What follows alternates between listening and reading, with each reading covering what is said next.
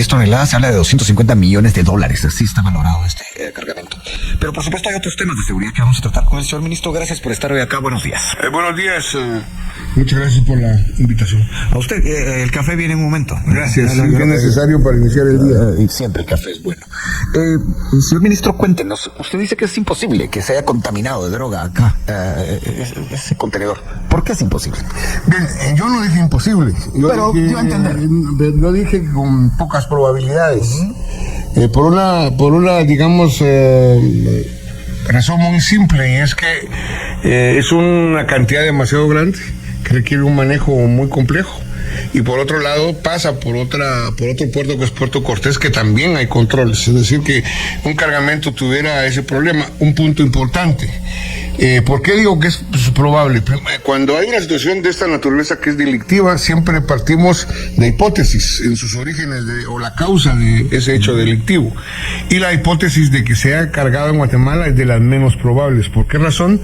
Porque hay dudas. Incluso yo tengo que tener una comunicación con las autoridades dominicanas, aunque si bien estamos intercambiando información, tener más claridad sobre la descripción del hecho como tal.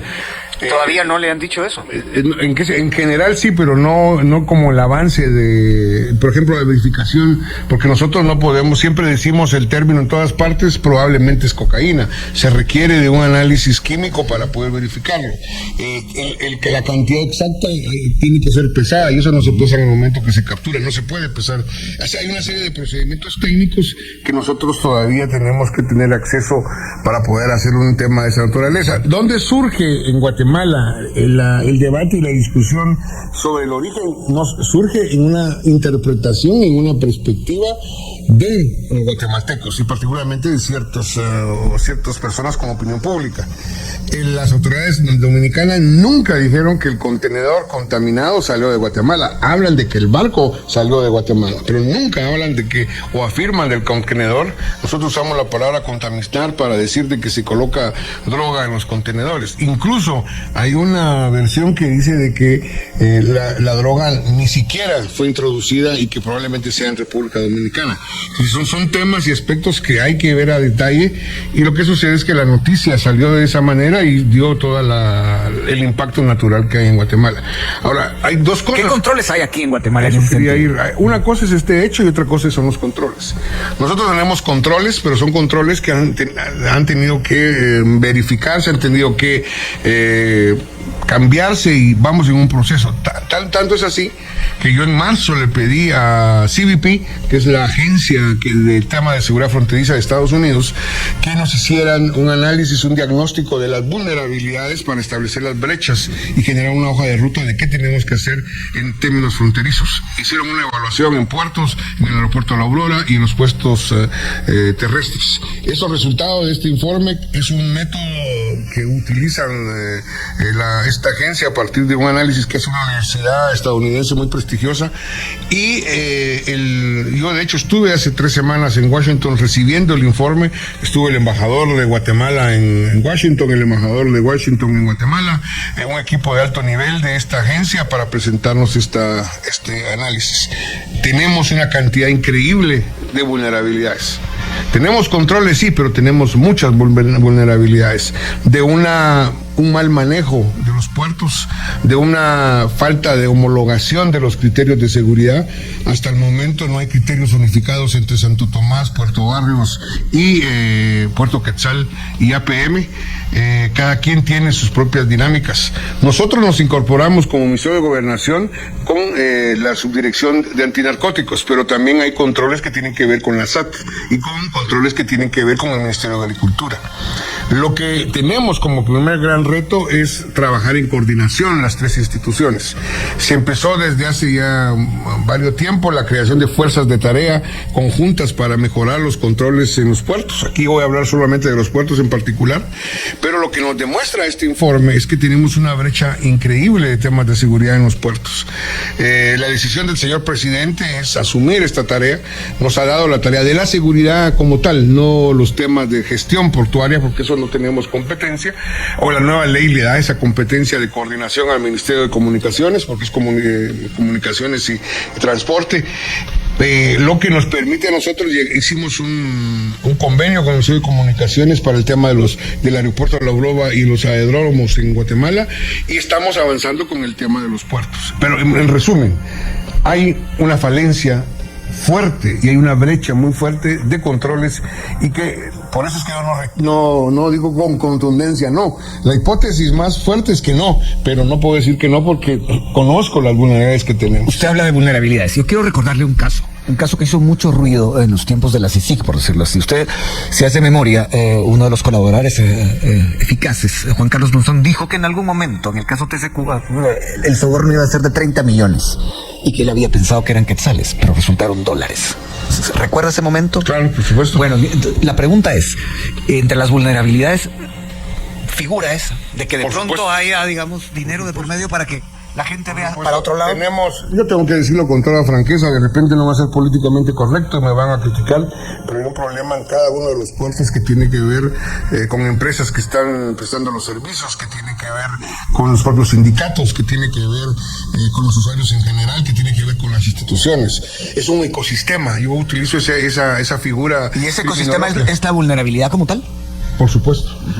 Y aquí hay un tema muy importante, y es que, digamos, nosotros, por ejemplo, en algunos casos hemos tenido que empezar a destituir policías o a cambiarlos por dudas razonables. Estamos teniendo, con el apoyo de Estados Unidos, mejores controles de verificación de la seguridad, pero también hay que entender de que hay una costumbre o un hábito generado por la corrupción de que los usuarios, digamos, para la necesidad que tienen de la celeridad del manejo de la carga, a veces pagan el soborno, y esto es porque las autoridades detienen la carga para presionarlos. Todos estos temas que son una realidad, no lo vamos a negar. También el tema del narcotráfico tienen su impacto, no solo es el tema de mercancía o el tema de contrabando o los problemas, digamos, de detención de mercancía que le impactan. Pero 10 toneladas es mucho, ¿no le parece? 10 toneladas es un cargamento muy grande. Sí, es un gran cargamento. Entonces, la pregunta, ¿qué dice Estados Unidos de eso, señor ministro? ¿Qué dice la DEA? Por el momento no tenemos una... quiero decirte que lamentablemente las colaboraciones en esta materia no podemos hacerlas públicas por razones de investigación y por razones que de por medio de mucha información de inteligencia, y no podemos poner en riesgo a quienes estamos trabajando o quienes están trabajando en el campo directamente en esa materia, pero hay una colaboración muy fuerte con ellos. Y digo una colaboración muy fuerte porque el problema no es, y esto lo demuestra, este cargamento lo demuestra, no es un problema de un país, es un problema regional. Para hacer una operación de esta naturaleza se requiere también el mercado donde va a llegar, y ahí significa una coordinación de los grupos de crimen organizado en el lugar donde van a llegar. Se supone que iba hacia Europa. A Bélgica. A Bélgica, para ser exactos. Que no significa que Bélgica fuera necesariamente el último punto de llegada. Podía distribuirse, porque era mucho. La pregunta antes de la pausa, señor ministro. Hay quienes creen que si interceptaron 10 toneladas, pasaron 100. ¿Qué opina de eso? No tenemos el dato, eso es probable. Es probable de que puedan pasar 100, como es probable que esta carga sea la mayor en relación a otros menores. Es decir, lo que quiero decir... Pero para un cártel, 10 toneladas no es palabra menor. A eso me refiero. No es palabra menor. Y solo para decir, nosotros en este año la incautación más grande que hemos hecho es de 4 toneladas. Si no llegamos a las 10, pero digamos... Hay un tuit suyo que dice: la semana pasada incautamos más que todo el año anterior. ¿Eso lo mantiene? Vamos por 17 toneladas. 17.2. Eso no se había incautado nunca. Es decir, es una tarea compleja, porque la mayoría de esto que hemos logrado decomisar, la mayoría entra por el mar. Hubo un caso, el primero más importante, donde entró de unos contenedores que venían de Costa Rica, y por temas de inteligencia, intercambio de inteligencia, logramos ubicarlo. Según el ministro de la Defensa, que estuvo aquí la semana pasada, dijo que ninguna aeronave con mercancía ilícita había aterrizado en Guatemala en los últimos 11 meses. Desde el 2023 que no hay, es decir, la estrategia del narcotráfico dejó de lado las trazas aéreas y se ha dedicado fundamentalmente al tema marítimo, el tema de uso de contenedores. Por eso es que necesitamos mejorar lo más pronto posible los controles, que son complejos, porque tenemos el otro desafío. Si nosotros estamos haciendo controles manuales muy exhaustivos, detenemos el flujo del comercio, y hay productos en que sí son realmente complicado. Guatemala, no tengo el dato, pero uno puede ir a ver al puerto Quetzal y al otro puerto, no, ahorita se me escapó el nombre. Uno ve las colas de buques que hay, y es precisamente porque también aquí hay una necesidad de mejorar los puertos en cuanto a ese tema, tanto Santo Tomás de Castilla como el puerto Quetzal. Es decir, tenemos que aumentar esa capacidad. Entonces, esos son el tipo de inversiones que tenemos que hacer en escáner, en preparar personas para que podamos no solo hacer un control para el ingreso o la salida de productos, sino afectar el comercio, porque nuestro objetivo es mejor que el comercio mejore. Bueno, es momento de pausa, ministro. Ya vino el café en Emisoras Unidas. Inicialmente hablamos de este cargamento de droga que se descubrió en República Dominicana. Se habla de casi 10 toneladas, eso es mucho, valorada en $250 millones. Pasó por Guatemala ese contenedor y esto ha generado y suscitado una serie de críticas. Por cierto, ministro, ¿qué opina usted de esas críticas, de esos señalamientos directos que se han hecho en redes sociales en cuanto que Guatemala queda mal con esto? Bien, yo creo que es claramente mi interpretación, es claramente una motivación en redes sociales y de algunos que tienen opinión de querer contrarrestar los éxitos que hemos tenido en materia de narcotráfico, como para señalar, digamos, que no estamos haciendo la tarea. Claro, son opiniones muy parciales y que tienen un interés político. El interés político es hacernos quedar mal. Y no se dan cuenta que al final, a quien hacen a quedar mal, primero no logran que quedemos mal, pero segundo, si lo lograran, no entienden de qué es problema país. ¿Cómo sabe usted que no logra que quede mal el Ministerio de Gobernación? Digamos, por estas acciones, no, si hubieran otro tipo de acciones más locales, probablemente. Y otro tema importante, el tema del narcotráfico es un tema, digamos, que tenemos que atender también lo que le afecta a la población. Y la decomiso, ¿no?, de 10 toneladas, yo no sé si le afecta directamente a la población en general. Donde hay mucha efervescencia son en estos círculos, digamos, de ciertas posiciones políticas en el país que, digamos, quieren hacer ver que el país está en crisis. Generan crisis falsas. Yo creo que hay que darles importancia. Estoy aquí tratando de explicar. Soy honesto con decir lo que no sé. Y yo soy honesto con decir lo que pienso en ese sentido, porque esa es la tarea de un funcionario público. No tener la razón, sino que descubrir las certezas que permitan cambiar las cosas. Entonces, decir que no hay controles, reconocer que tenemos problemas, es también señalar algo que yo no hago normalmente. No es culpa nuestra. Son varios gobiernos que no se dedicaron a controlar, son varios gobiernos que nombraron en los puertos gente que estaba comprometida con el crimen organizado. ¿Por qué no dicen eso? Pero bueno, ese es un debate que yo no entro. Pero muchos dicen ya en 11 meses debió cambiar la situación. Sí, ¿Qué contesta eso? Yo contesto esto. ¿Cómo cambiar la situación donde no tenemos escáner? ¿Cómo cambiar la situación donde no invirtieron en la seguridad de los puertos? El mejor ejemplo es el aeropuerto de La Aurora.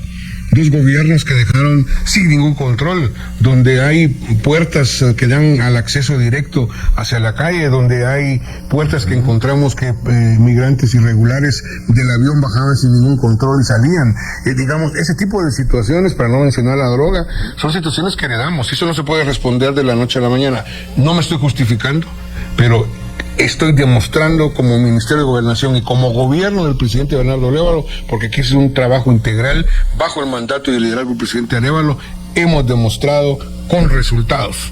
Y los resultados están a la vista, los datos hablan por sí solos. Ministro, tenemos poco tiempo y tengo varias preguntas. Usted participó en ese gabinete de largo nombre, me lo evito, que está hecho o se está conformando para eventualmente citar a la fiscal general. ¿Por qué se hizo en privado? ¿Por qué no la prensa no tuvo acceso a este gabinete? Bien, hay que recordar que muchas de estas reuniones, tanto de ministros como de instituciones, requieren de un espacio privado precisamente para poder abordar ciertos temas que son de interés nacional.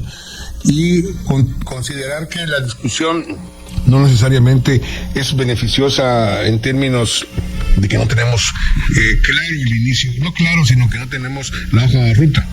Ayer se instaló el gabinete, se empezó a trabajar sobre la hoja de ruta que tiene que tener el gabinete. Nosotros no podemos Y la característica de este gobierno es que no improvisamos. Entonces llegamos con el interés, bajo el liderazgo de la vicepresidenta, con el interés de cumplir el objetivo que tiene el gabinete específico. Bueno, la última pregunta, por razones de tiempo, insisto. Cuando se invite a la fiscal y si la fiscal asiste, ¿usted la va a volver a saludar? Bien, primero no soy maleducado. Segundo, aunque hayan diferencias políticas, institucionales, en todo el mundo, la mala educación no es la mejor manera de afrontar esas diferencias, por más fuertes que sean. Entonces, ¿la va a abrazar? Es que abrazarla no es saludarla. Eso es, el abrazo tiene otra connotación. Yo la voy a saludar como todos debemos de saludar a cualquier persona con la cual vamos a dialogar y a compartir un momento la retroalimentación de los temas. Esto no significa que si llegara a suceder esta situación, nosotros no vamos a ser profesionales en cuanto al objetivo que tiene o la invitación que se le puede hacer a ella, pero ojo, no solo a la señora fiscal, son a otras instituciones. Pensar que solo es ella es un error. Gracias, ministro, por haber venido hoy a Emisoras Unidas. Y bien, hasta acá el video de hoy. Recuerden que ustedes tienen la última opinión que pueden dejar acá abajo en la cajita de comentarios. Dicho esto, nos vemos hasta el siguiente video. Adiós.